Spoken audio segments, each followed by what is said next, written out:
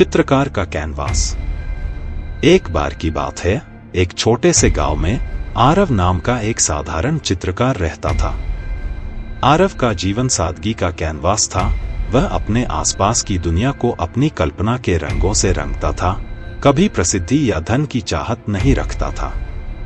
वह कला की सुंदरता को कला के लिए मानता था। आरव अपनी असाधारण प्रतिभा के लिए जाना जाता था, लेकिन उसकी पेंटिंग शायद ही कभी बिकती थी। गांव वाले उसके काम की प्रशंसा करते थे, लेकिन उसे खरीदने का जोखिम नहीं उठा सकते थे। अपने आर्थिक संघर्षों के बावजूद आरव अपने जुनून से प्रेरित होकर हर दिन पेंटिंग करता रहा।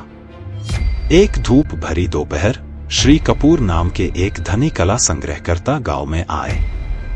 वह आरव के स्टूडियो में अचानक से आ गए और उनकी पेंटिंग देखकर मंत्रमुग्ध हो गए।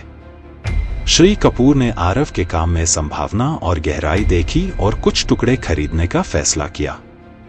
दृश्य 3, प्रदर्शनी संकेत। आरव एक भव्य गैलरी के प्रवेश द्वार पर घबराया हुआ खड़ा है, जहां उसकी पेंटिंग पहली बार प्रदर्शित की गई है। श्री कपूर ने आरव को शहर की एक प्रतिष्ठित गैलरी में अपनी कला दिखाने के लिए आमंत्रित किया। आरव ने हिचकिचाते हुए भी इस अवसर को स्वीकार कर लिया। प्रदर्शनी बहुत सफल रही और आरव की पेंटिंग्स अच्छी खासी रकम में बिकी।